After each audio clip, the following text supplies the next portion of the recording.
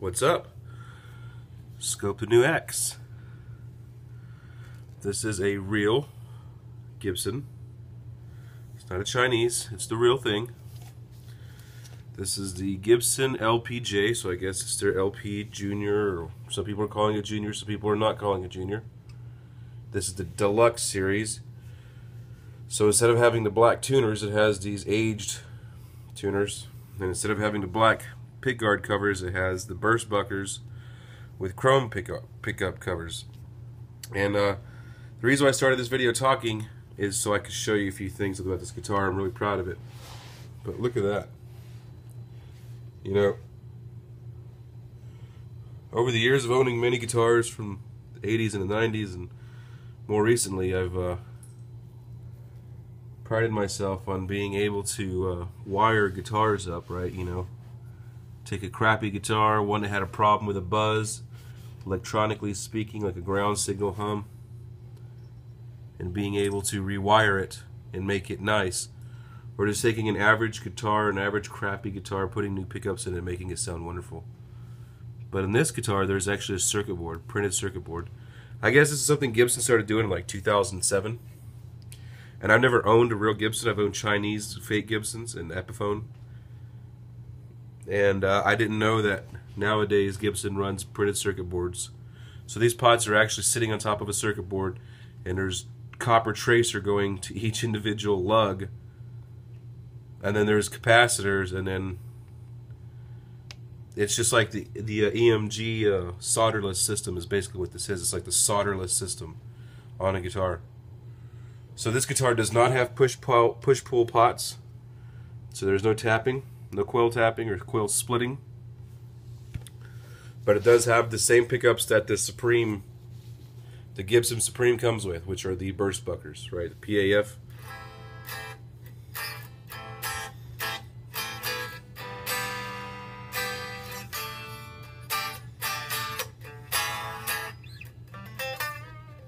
It has weight relief in it, right around here.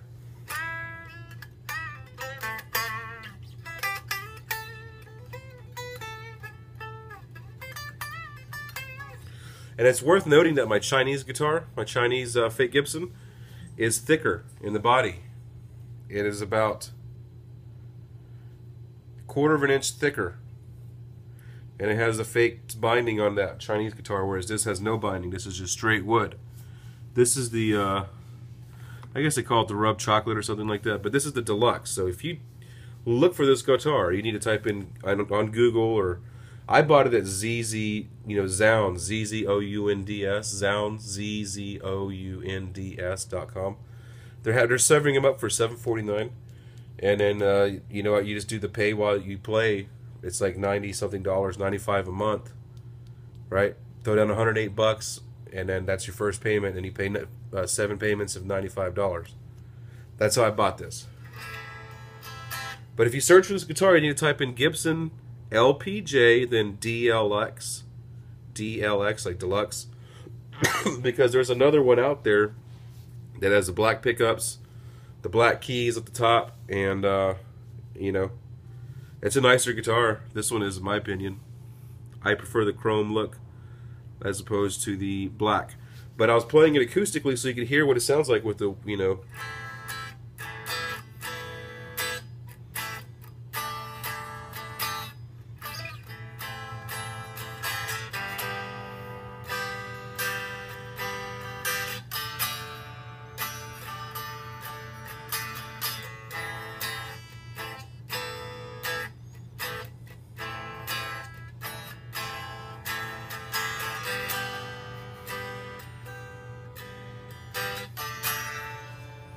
And that's her. She's beautiful. I'm really proud of her. This is my first and only real Gibson guitar. I have an Epiphone Black Beauty from like 1992 in the back. Been playing that one recently. It has EMG pickups on it. Soldered, not solderless, right? I had the Chinese fake Gibson that I hot rodded wiring with Dragonfire Fat Screamers, which I'm reconsidering taking out the bridge Fat Screamer pickup and putting an Alnico 2 bridge, something a little bit less K output, right? It's like 16K output on the bridge, and that's cool for heavy metal. That's really cool for heavy metal, very defined. But lately I've been playing through my Fender amp and trying to play some blues, so I need something a little less hardcore sounding. And you know, these burst buckers are pretty hard too, you know. Here in a sec, we'll fire it up. Let's go and do that now.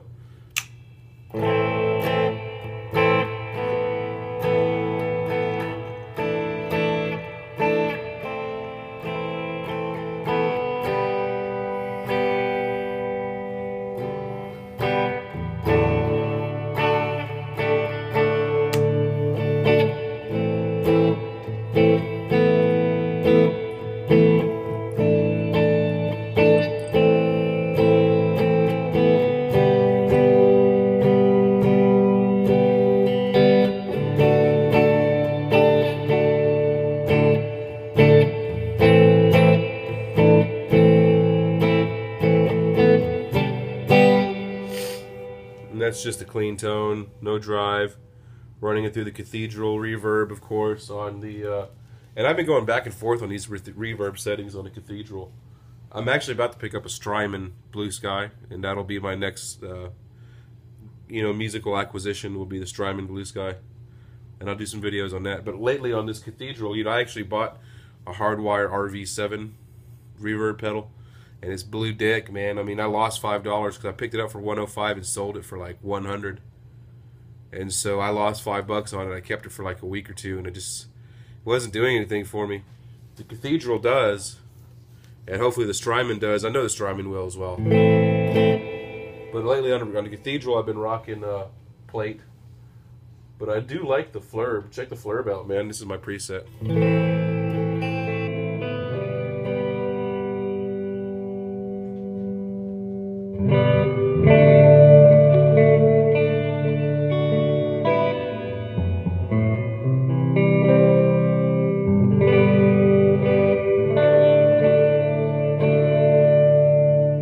That's why I use a fucking Cathedral reverb, man. I've had them all, dude. I've had every reverb pedal out there except the Strymon and a few of the other $299 pedals. But you know, in my opinion, if you just want the sound and just you're happy with it, right? You know, you're not on a quest or anything. Just get the Electro Harmonics Cathedral reverb. Everything's in it.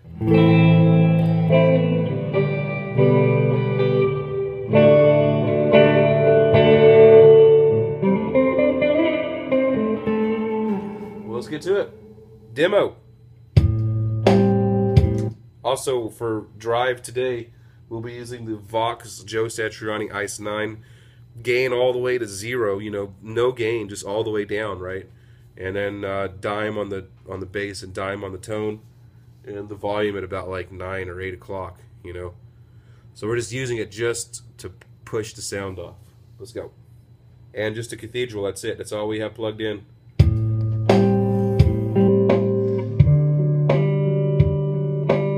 Middle position.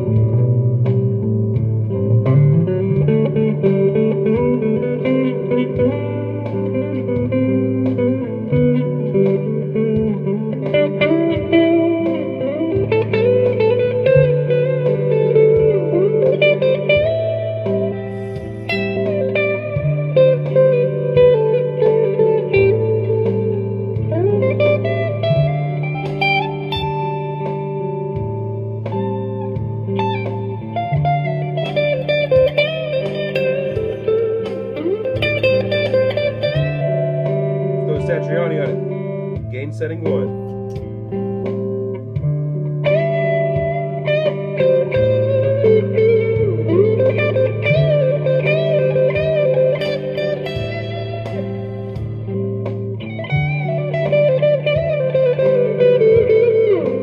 See how light that is?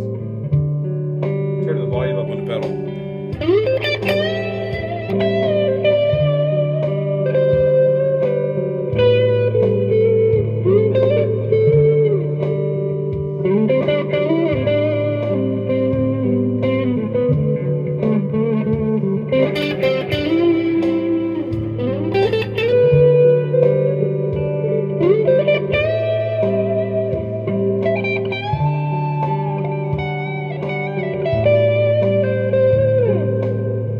That's just the Satriani with the electro harmonics.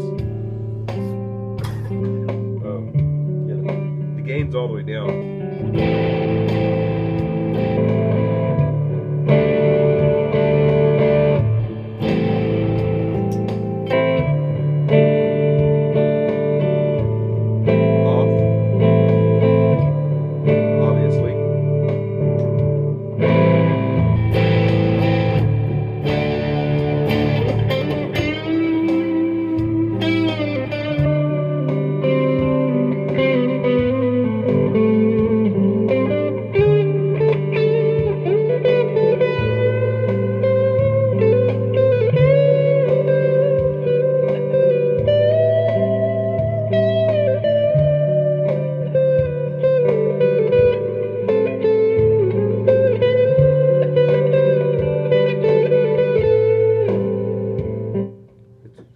It's worth noting that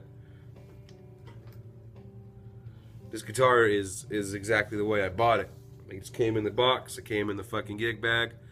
I haven't touched a truss rod. The only screwdriver I've taken to it was to open the under the hood to see what was going on in the engine room there. I haven't had to adjust anything. There's no buzz. You know, using the Plex system. Well, you hear a lot of bitching about that Plex system, boy. Right here. People are crying about it right here. And let me tell you something, man. On a scale of 1 to 10, in terms of intrusiveness of these fret ends, 10 being the worst and 1 being like butter, right? Because they're not bound on the tip.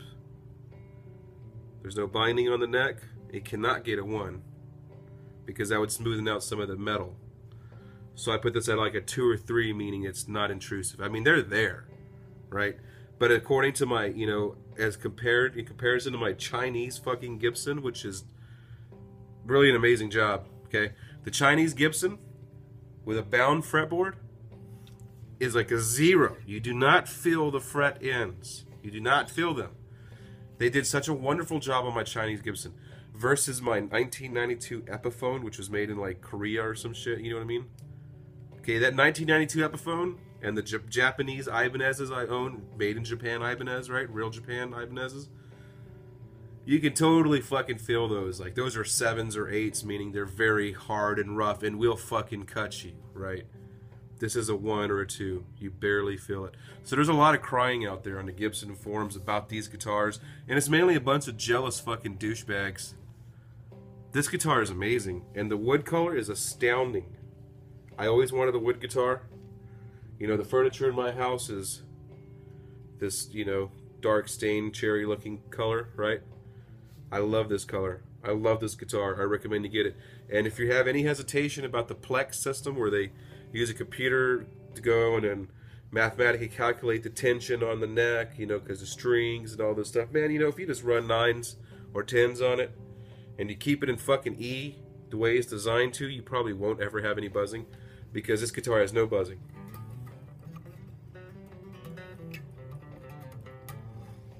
There's no buzzing on this compared to my Chinese guitars and my cheap guitars. My Asian guitars. I haven't adjusted any of this stuff. The only thing I did is I've opened it up, I tuned the guitar up, bent the strings a little bit so they stay in tune, and plugged in and played. That's all I've done. And she's wonderful.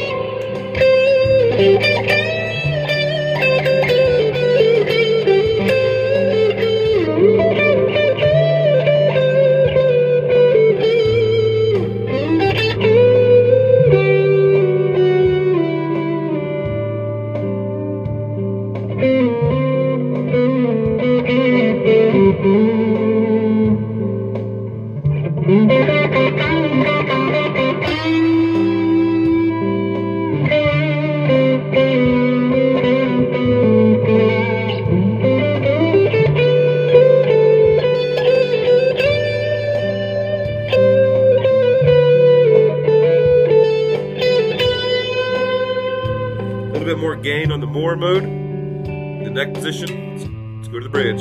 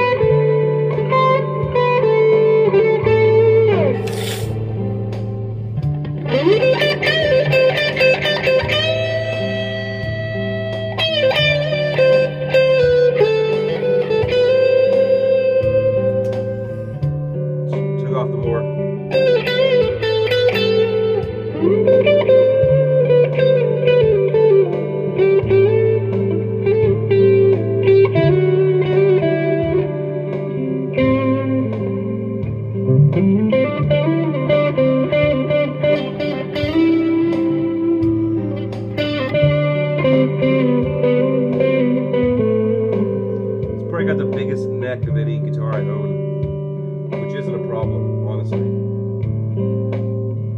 And you have to understand, I have, you know, Jackson Kelly, I have Jackson Rhodes, you know, Roswell Rhodes, I have Ibanez necks on guitars, where the necks are very thin and, you know, you get used to playing that. This is probably the biggest neck I own in terms of, you know, and it's not a problem. I think where they're getting the savings from is you can tell it's multiple pieces of wood. Like right here and right here are one piece. So it's like the guitar is divided into two pieces of wood. It appears like all of this is one piece of wood, and then that's another piece of wood, and it's kind of glued it together. You know, made the template of the guitar, and then bored out everything inside, right?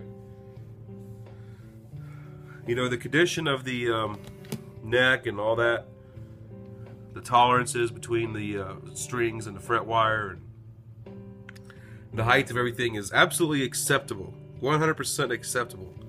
And my advice to you is, if you're thinking about buying one of these guitars, go buy one. Do not sit there and be like, oh, well, you know, Starscream said they're nice, and Starscream sucks at guitar. Regardless of how good or bad I am at guitar, this is probably one of the best guitars I've ever owned in my life. And I have USA-made Ibanez's from the 90s. You know, I have a few high-end guitars, including a couple that I've made myself. And I've taken the time to make sure, put it together, no, that's not enough, shave more off, you know, finer, put it back on. You know, the way Gibsons are made. Gibsons are made by hand for the most part, except for the computer shit that makes the outlines and then the arch, so the arch is always the same. But like joining this neck piece of wood to the pocket of the body, you know, if I'm not mistaken, I believe that's still done by hand. And I've done that with guitars before, making guitars. And it takes a lot of time, especially if you don't know what the fuck you're doing, right? And you can go out there and buy a Chinese guitar, which I have a few of, and they're wonderful, beautiful instruments for what they're worth. Meaning this, what me and you are doing right now. We're sitting on YouTube, I'm in my pajamas, you're probably in yours, we're drinking water, the cats are hanging out, and we're just playing guitar, you know? That's about what the Chinese guitars are worth. And that's what this is worth, because it's not a $10,000 fucking Gibson. This is a $749 Gibson. And that's probably with the markup. Meaning this is probably like a $500 Gibson, honestly, out the door. To make this Gibson, probably spent like $300 or $400 to build it, right? Maybe 500.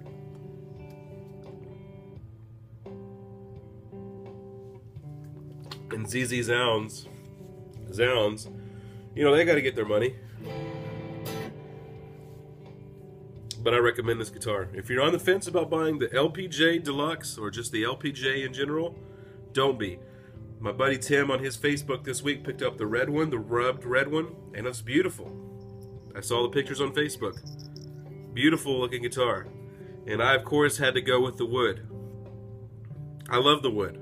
I mean, if I was live and famous right now, if I was on stage with 10,000 people behind me or in front of me, I'd be playing this guitar. This would be the one. You know? Look at that. That's beautiful, man. It's just the most beautiful guitar I've ever seen in my life. And a lot of people are crying about wooden colored guitars and how there's no paint on them and looks like an ugly piece of furniture. I mean, dude, what do you want, man? Do you want a guitar made of, you know, I mean, there's guitars made of acrylic. I've seen guitars made of cement. I've seen guitars made of brick. You know, there's all kinds of guitars out there. Incidentally, the Chinese Gibson is also heavier than this, meaning the Chinese Gibsons are not weight relieved. They are solid mahogany or basswood or whatever wood they come with. My fiance's on her way home, so I gotta wrap this up. But, you know, tomorrow, I'm definitely gonna get back on here. We'll play some more guitar and spend some more time with you. But this guitar, the Gibson LPJ chocolate, whatever, worn chocolate or just wood chocolate, I don't know what the fuck you'd call this, you know, stained wood guitar, in my opinion, is the best guitar I own right now. And don't be a fucking fanboy and be the reason why is because it's a USA guitar. Dude, I have a USA Ibanez. It's worth like so much more than this. You know? I have a USA custom fucking Ibanez. They don't even make that shit anymore. There is no more USA custom Ibanez's. They're all made in Japan. The best shit out there for Ibanez. So this is my only USA Gibson product. It's my only Gibson product. And I've played on some big Supreme guitars before. I've played on Standards. I've played on Classic. I've played on Heritage. I played on VOS. I played on R9s, R7s, you know. I've played on a lot of fucking Gibson guitars. And I love them. Especially the ones that are painted. But I love this one more than those because it's simple. It's wood. It's got the nitrocellulose on top of it. It's resonant. In fact, I'd like to have this guitar made with the future where they take parts of wood out in the middle, and they say it's more like a starburst pattern where they take more wood out all the way around it, so it's more resonant. I'd like to try one of these guitars with that. The future cut inside of it. Look at that. Yeah, that's all the time I got for tonight. But like I said, tomorrow night we'll get on here and play some more guitar for you. But yeah, that's the Gibson LPJ Deluxe Woodburst. I don't know what to call it. You know, wood brown something. First look, first play. Just opened it up today. Get you one. zzzounds.com.